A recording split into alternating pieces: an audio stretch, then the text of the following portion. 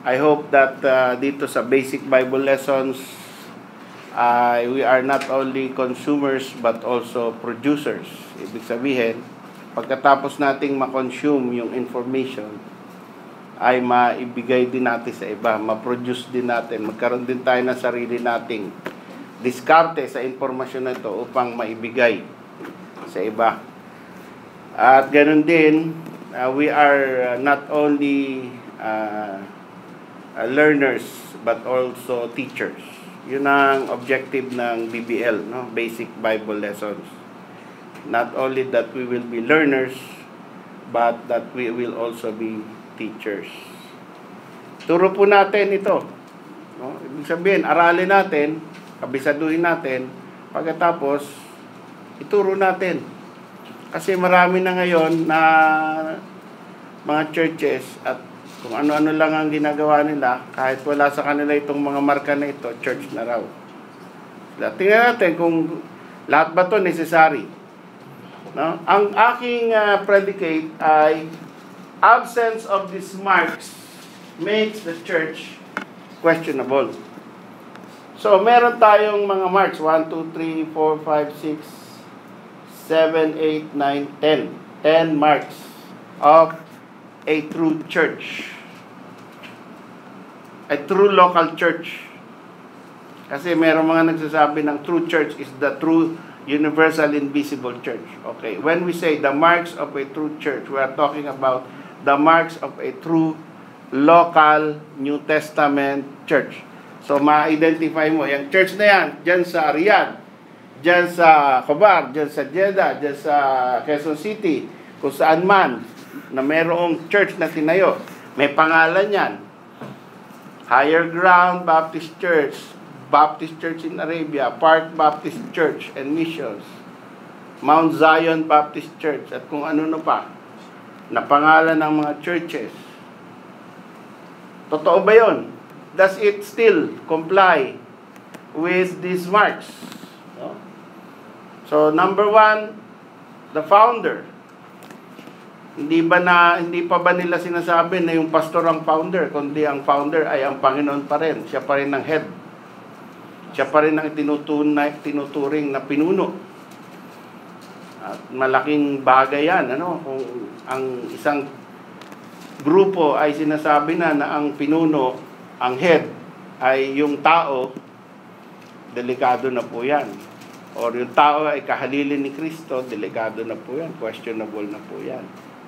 So we believe that the founder of the Baptist Church, pag tinignan niyo po sa encyclopedia, ang founder daw ay si John Smythe. Mali po yun. No? Pag tinitingnan niyo sa encyclopedia, founder of the Baptist Church, John Smythe, 1600. So mali po yun. Hindi tayo nag-umpisa kay John Smythe at kung kanino mang tao. Tayo po ay nag-umpisa sa ating founder, the Lord Jesus Christ. And we are founded during His personal earthly ministry. Hindi po after His personal earthly ministry, which is the Pentecost. Hindi po tayo natatag or yung church ay hindi nag-umpisa noong Pentecost. Naniniwala tayo na andito pa ang Panginoon, ay tinatayo na niya yung church at buo na yung church.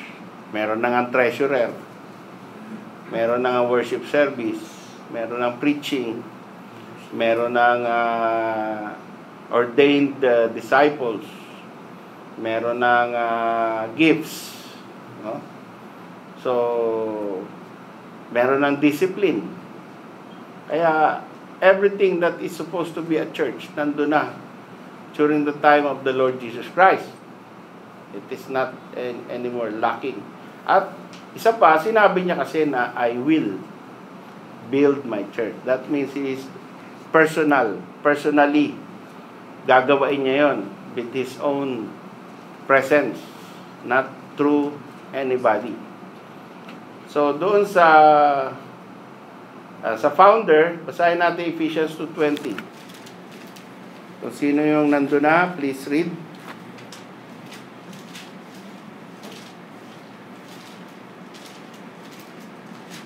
Ephesians 2:20.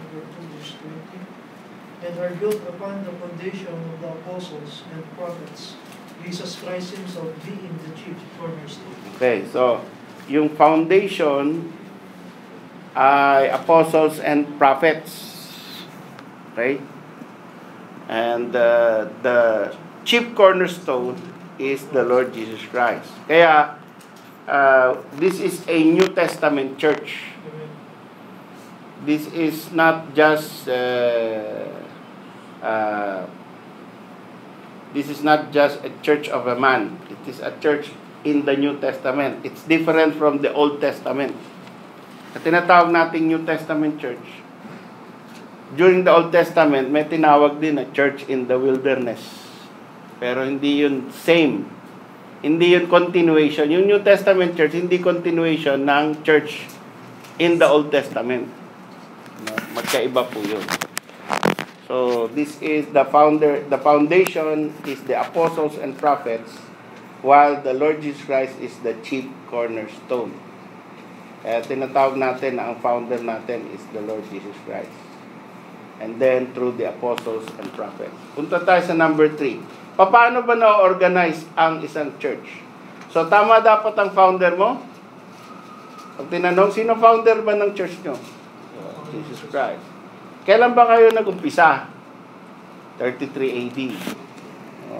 Noong andito ang Panginoon. Pagka 40 AD o 60 AD, ay church na ni Paul yan. Hindi na yan nag-umpisa sa Panginoon. Kasi wala na ang Panginoon, nasa langit na siya, umakyat na ng 60.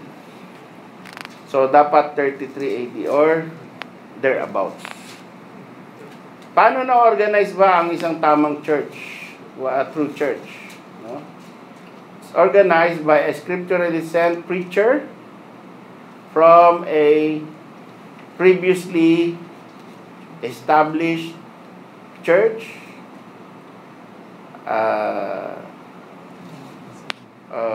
formed by a baptized assembly. Yan. Okay, so ang church, nung nag-umpisa ang church, baptized na yung mga inassemble ng Panginoon.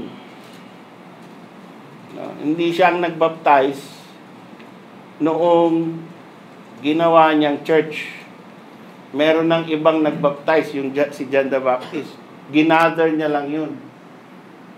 No? Sabi ni John the Baptist, behold the Lamb of God. So, they followed the Lord Jesus Christ after His baptism. Mga baptized na yun, lahat yun. Kaya, galing sa isang baptized assembly, nagkaroon na ng pastor, the Lord Jesus Christ, yun na yung first New Testament church. Then, after that, yung authority from heaven, ay nung bumaba na sa Panginoon, okay, let's have illustration. Nung bumaba na ang authority, vertical, from heaven, ito yung time na ni John the Baptist at saka the Lord Jesus Christ. Authority from heaven yan. Pagkatapos niyan, wala nang ulit authority from heaven na bago. Lahat ay galing na dito. Yan. Sa earth na nanggagaling ang authority. Pakalat. So, ang nangyayari kasi, yung iba, akala nila, magtayo tayo dito. Walang pinanggalingan. Di bale, heaven naman ang magbibigay sa atin ng authority. At di ibig sabihin ng prophet ka. Kagaya ni John the Baptist. No? Or ikaw mismo yung bagong sugo na sinabihan ng Holy Spirit. Hindi, kasi tinatag na eh. So, paano nangyari? Pagdating sa Acts 8, pag tingnan natin yung Acts 8 and Acts 11, No? Makikita natin doon kung sino magbabasa ng Acts 8.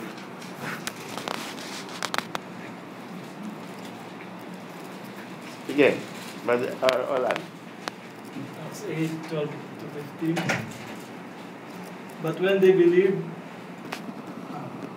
believed Philip preaching the things concerning the kingdom of God in the name of Jesus Christ, they were baptized, both men and women. Then Simon himself believed also, and when he was baptized, he continued with Philip and wondered in beholding the miracles and signs which were done. Now when the apostles which were at Jerusalem heard that Samaria had received the word of God, they sent unto them Peter and John, who, then they were come down, prayed for them that they might receive the Holy Ghost. Yun. Okay. So, ano nangyari? Philip ay nag-preach. Si Philip ba ay sent out preacher? Officer ba siya? Siya ay isang deacon. Pero siya ay naging preacher. No? So, a deacon can become a preacher. Can become a pastor. Can become a missionary. Can become a sent out man. Like Philip. Okay? Then, when Philip started preaching, people believed. The Holy Spirit blessed the preaching. And then when they believed, they were baptized as the pattern of the Lord. Ginagaya lang ni Philip yung na-establish na. Hindi siya nag-iimbento ng bagong doctrine or procedure. Nung panahon ng Panginoon, pagkatapos maniwala yung mga tao, nagpapabaptize. So ito, naniwala sa preaching ng gospel ni Philip, nagpapabaptize. Ganun. Pattern na yan eh. Sunod-sunod na yan. Ngayon, hindi na kailangan i-detalye lahat. No? Sinent out, inordain, nilay hands and everything. Makikita na natin yan as it is revealed throughout the scriptures. Kung paano yung tamang pattern. Pero, kung hindi nilagay in detail, hindi ibig sabihin na hindi ginawa. Okay. So, ang nakita lang natin dito, Philip, isang deacon, nag-preach, nag-baptize, pagkatapos, narinig ng mga Jerusalem church. At anong ginawa? Bakit naging church ito? Ba't naging legitimate local New Testament church ito? Nagpadala. So, nirecognize ng first church.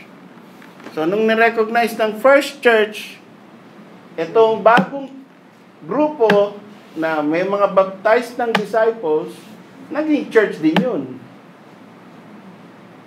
So, merong scripturally sent preacher, merong baptism, may baptized assembly, pagkatapos may recognition, merong organization, proper sending and proper church organization.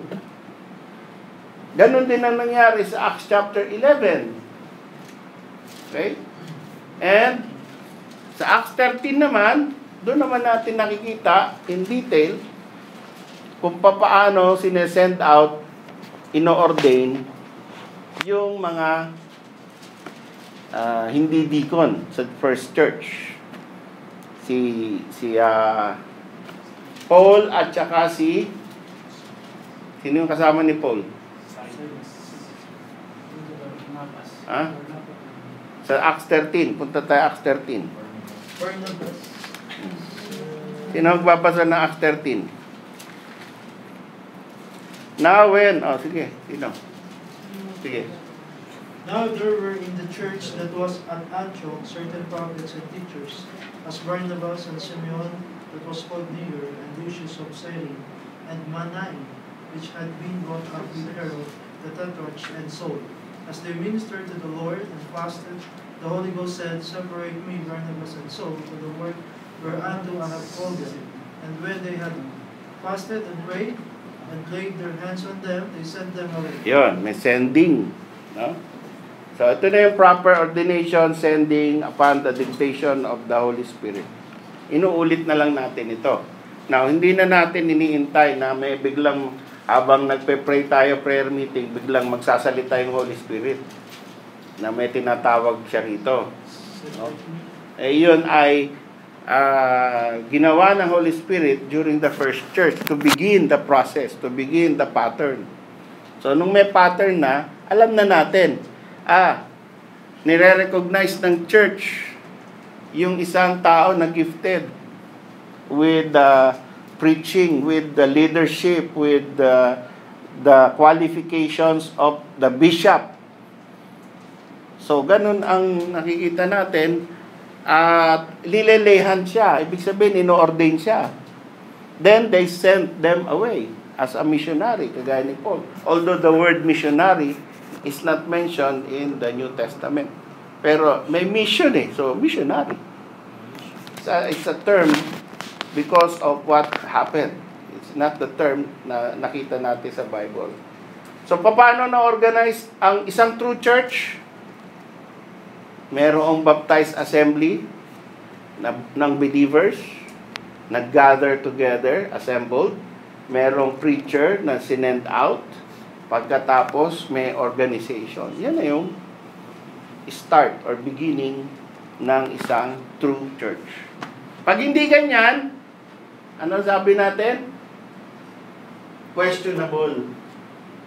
Pag hindi ang Panginoon, ang recognize na founder, questionable. Pagka ang founding date ay after the presence of the Lord Jesus Christ here on earth, questionable. Pagka ang organization ay hindi kagaya noong nakikita natin sa Book of Acts, questionable. Next is the ordinances. Pagka hindi according to the Bible ang kanilang ginagawang baptism, kagaya ng na-found out ko na yung baptism, yung paano inordain. Inordain si Franklin Graham sa isang church na ang paraan ng pagtanggap ng member ay magkakape lang kayo. Pag nagkape kayo at interviewin ka ng pastor, at okay ka, o sige, you are a member of the church. No? May mga ganong klase, no? At merong mga churches na ang baptism pwedeng immersion, pwedeng pouring, pwedeng sprinkling, as you like. So, perverted na yung kanilang pamamaraan ng baptism. Hindi na natin tatanggapin yung kahit pa Baptist Church yung pangalan niya, pero tumatanggap na siya ng kung ano-anong baptism at nagpapatayo na siya ng kung sino-sinong preacher sa pulpit niya, hindi na natin pwedeng sabihin na kapareho tayo ng faith and practice. No? Maaring fellow Christian. Okay? Maaring saved. Hindi natin questionin yung kaligtasan ng mga tao. Pero, para sabihin natin na hindi questionable ang kanilang pamamaraan, tatalikuran natin yung sinabi ng Panginoon sa Bible. Mamaya, mapakita ko sa inyo. So, importante po ang tamang baptism para maging tama ang church. Tama? Pag mali ang baptism, mali ang church. Pag tama ang baptism mo, pero nagpapapasok ka ng mga maling baptism, para kang isang pure water na dinadagdagan mo ng tubig galing sa Wadi Hanipa.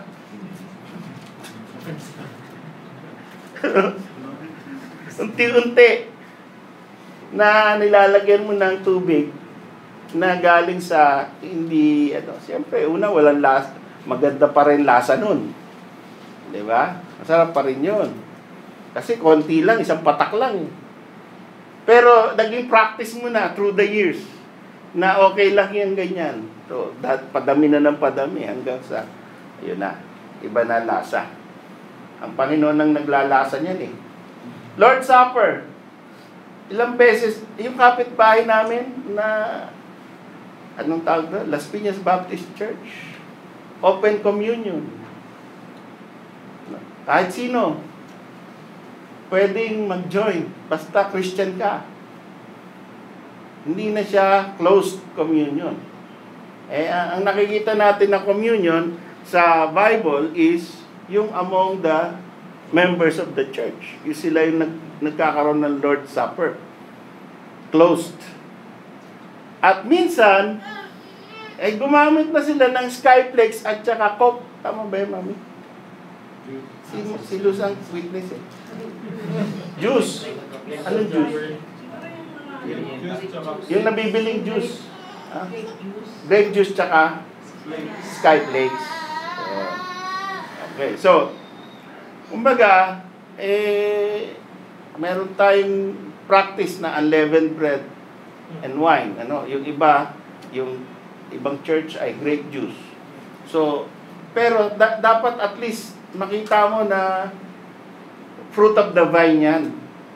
Pagkatapos makita mo na unleavened bread yan.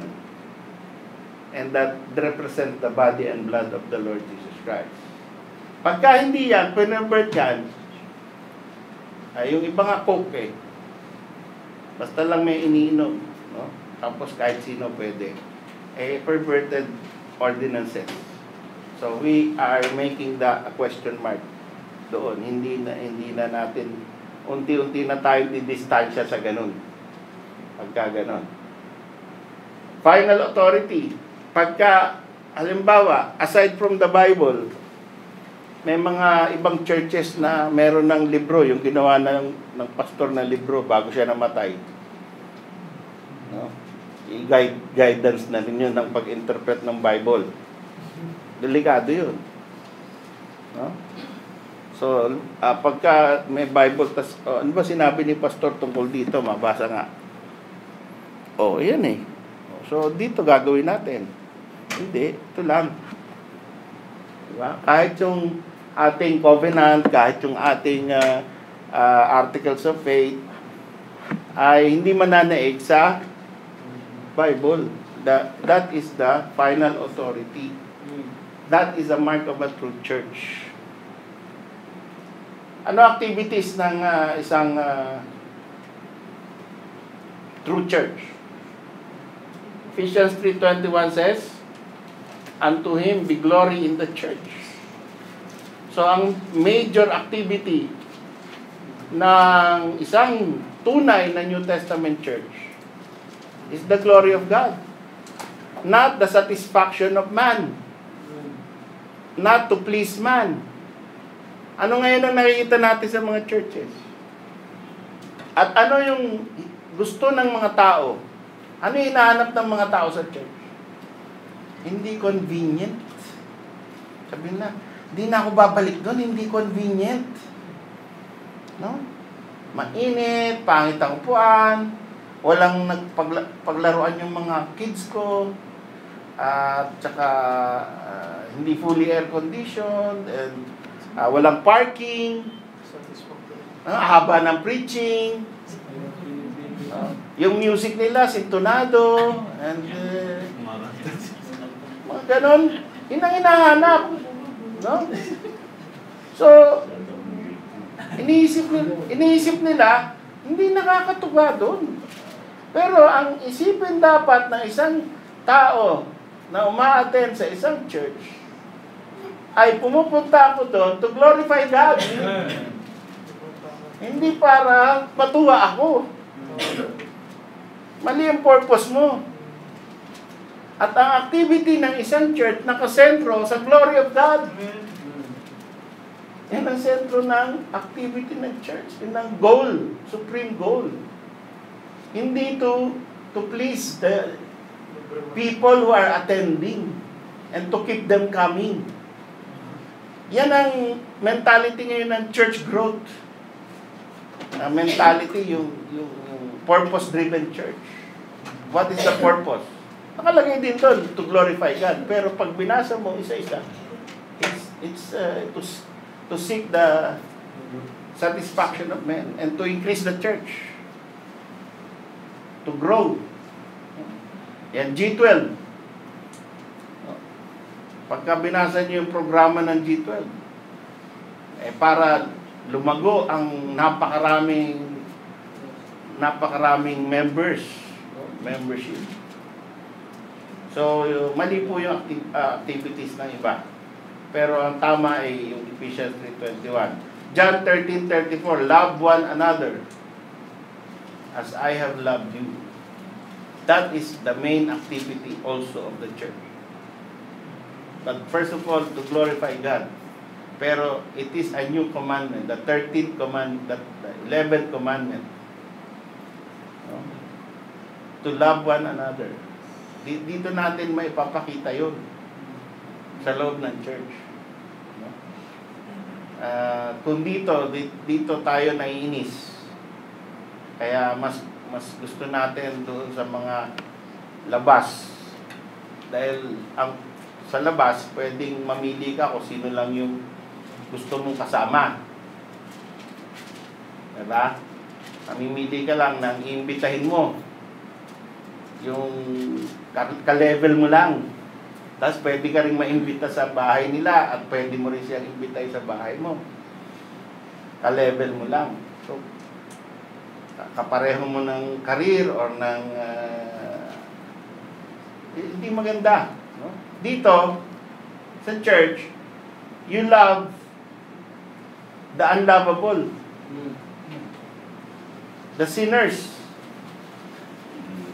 Those who are yung kumbaga sa tingin mo wala pa siyang alam. No? Iaakyat mo siya doon sa tamang level ng kaalaman. Sa tingin mo hindi siya makakaganti sa iyo ng mga ibibigay mo sa kanya. Yun ang gusto ng Panginoon, ano? Sabi ng Panginoon, kung ang bibigyan mo lang ng gifts yung nakakaganti sa iyo, anong kaiba mo sa mga Gentiles, sa mga unsaved? What is the difference? Kung ang bibigyan mo lang ng pag-ibig ay yung kaibig-ibig, anong kaibahan mo doon sa walang Kristo sa puso? So, loving one another is an activity of the church and the Great Commission. When you go into all the world, preach the gospel to every creature. And Acts 2:42 says, and they continued steadfastly in the apostles' doctrine, in breaking of bread, and in fellowship. That's the fourth. Hindi na kasya. So, yung Great Commission, activity ng church yan. Soul winning. Inviting people. We must be engaged in this activity. Instead of just having fun. We can have fun. We can have games. We can have outing. We can have house visitation, house fellowships. Wala problema yun. Pero ang main activity natin, glory of God, loving one another, Great Commission, and continuing in the apostles' doctrine. Yan ang biblical. Yung ginagawa natin na nakakatuwa sa atin, gawin din natin yon, pero yun ay sideline. Hindi yun ang main line. Ito yung main line. Pagka na yung sideline, yun na naging main, question mark na yun. Marami na ditong nagsuggest. Pastor, ba't di tayo nagbabasketball? Bakit di tayo nag-bowling fellowship? At walang katapusan yung mga ganyan no? Ba't kulang ang activities? Ayoko doon. Kasi doon sa, nakita ko doon sa kabilang grupo, dami activities. Nagrarally pa sila sa Malacanang. So, dami activities. Kilala sa lipunan kasi nagrarally sa Malacanang. No? Hindi po yun ang main activities. Hindi yun ang main thrust ng isang New Testament church. So far so good, or so far so bad. What is the message? The gospel. Without a true gospel, you have no church. If you have a false gospel, you have a false church. Importante po ang gospel.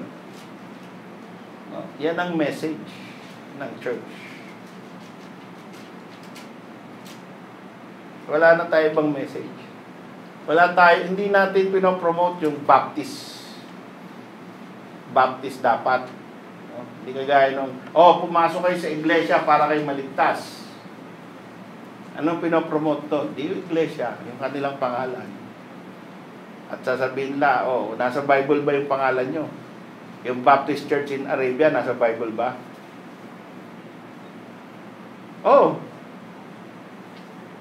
Asan yung salitang Baptist? John the Baptist. Asan yung salitang church? And to him be glory in the church. I will build my church. Asan yung salitang Arabia? Ay, meron. So, yung Baptist Church in Arabia, nasa Bible. Biblical tayo. Diba? Pero, hindi ganun ang laro nun eh. Hindi ganun ang labanan nun eh, na kung ang pangalan ng church mo nasa Bible, true church ka. Hindi ganun yun. Ang criteria niyan is, ito, 10. Okay? So, 1 Corinthians 15:1-4, I deliver to you the gospel, which is able to save you, which is given also to me, how that Jesus Christ was died according to the Scriptures, and was buried according to the Scriptures, and raised again according to the Scriptures. Ito po, another important thing, mark of a true church. Without this, it will become soon a perverted church. Pagka merong nagkakamali ng miyembro, no? Whether pastor yan or the lowest member, the newest member. Pagka meron ng false doctrine or violation of the Scriptures, tapos hindi nagre-repent. Now, remember, a violation, it does not make the church wrong. But a violation, if it is not repented, that makes it wrong. Yung tao, pag nag-violate ka, nagkasala ka, nahulog ka sa kasalanan, no? Lahat tayo nagkakasala. Hindi ibig sabihin na i-cast away na yan, tanggalin na yan, nagkasala na yan, hindi na yan pwedeng tanggapin, huwag ka nang pupunta rito. At yun ang kasalanan ng iba. No? Yung ibang mga arrogante, mga lofty, at mga haughty. Pambihira ka na eh. Hindi na ako naniwala sa'yo. Sira na tiwala ako sa'yo. Huwag ka nang aapak dito sa church na to. Sarado pinto ng church na to para sa'yo. Hindi na binibigyan ng chance na mag-repent. Ang totoong church at sinabi sa atin ng Panginoon, pagka may nakita kang mali, kausapin mo.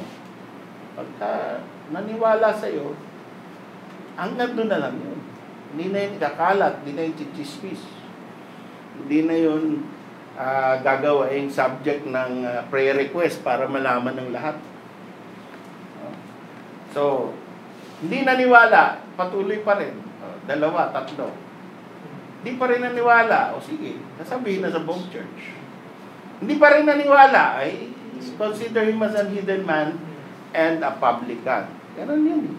Maraming chance, maraming steps bago talagang i-cast out. And then, still, andun pa rin, open door pa rin yun.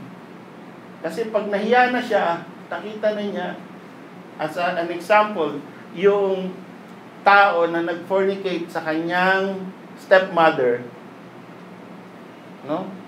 Ay sabi na ni Paul, bigay niyo yung katawan niyan kay Satanas. So ginawa yun noong church. Pagkatapos nagsisi na yung tao, sabi ni Paul, tanggapin niyo na yan. Sa 2 Corinthians, meron ng mandate na tanggapin niyo na yan kasi sorrowful na siya. Sipin niyo yung kasalanan na yon. Tatanggapin mo pa ba yun? Sa iba, hindi na yung tatanggapin. Pero sabi ni Paul, hindi, na sorrowful na siya, tanggapin mo.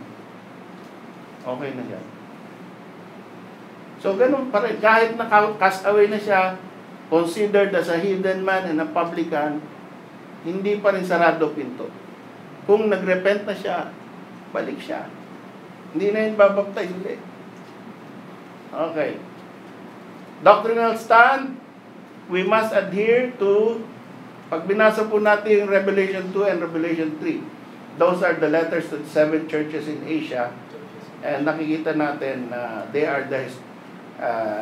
are biblical doctrines violated there, and they are being called to repent. So tayo po, meron tayong, ang buong Biblia, yan, dito tayo kumukuha ng doktrina na tinuturo natin. Pag nagkamali tayo, sinisikap natin, no? Sa Friday School, sa Bible Institute, sa preaching, sinisikap lagi natin na well-documented, well-founded, well-researched, at good logic yung ating tinuturo. Pero tao lang tayo. At minsan, halimbawa, magkakaroon tayo ng mali. So, pagka nagkamali, di aaminin natin mali. Hindi natin titigasan yung puso natin. Ay, hindi, nasabi ko na yun. Hindi na pwedeng baguhin yun. I-justify natin kahit mali. So, aminin natin mali kung meron tayong ginawang tinuro na mali. That is the secret. Kaya, yung Revelation 2 and 3, sabi ng Panginoon, repent and do the first works. Repent, repent, repent, repent.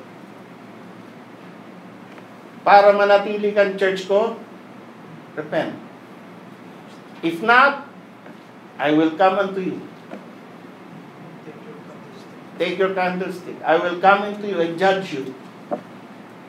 So, binibigyan lagi ng chance ng Panginoon ang isang church para pumalik sa tamang daan. And lastly, yung criteria of church fellowship, it fellowships only with the same faith and practice. So, tingnan natin itong mga verses na to. Sister Marlene, please read 2 Corinthians 6:14. Then Paul, next verse. Then Vicky, next verse. Miley, next verse. And Luz, next verse. Sige, pakibasa. Sunod-sunod. 2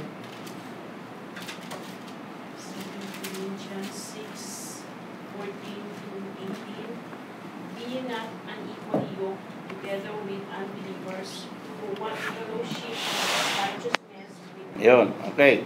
Pagka daw disorderly, yung kasama mo, pareho kayo ng pananampalataya, pero disorderly siya, ibig sabihin, maaring pareho kayo ng faith, pero iba kayo ng practice.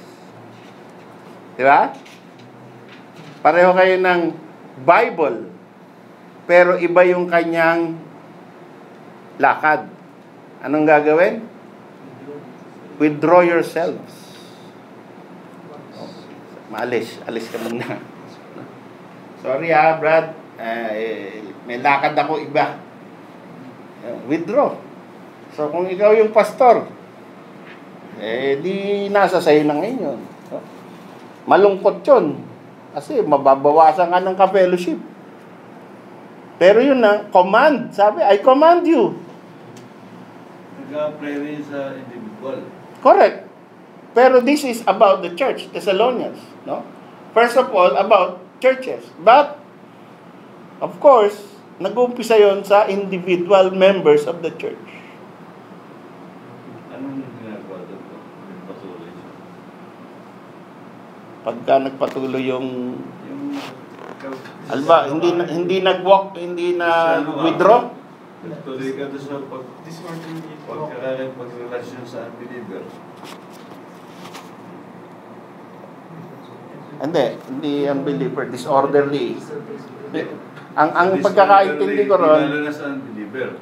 pero ang pagkakaintindi ko ron, pareho silang believer. Pero yung isang believer, disorderly.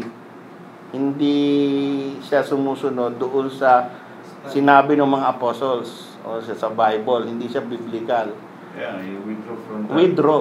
Di lalo na yung unbeliever. Siyempre, pagka unbeliever, siyempre, alam mo na yan, pag unbeliever, hindi ibang trato mo doon.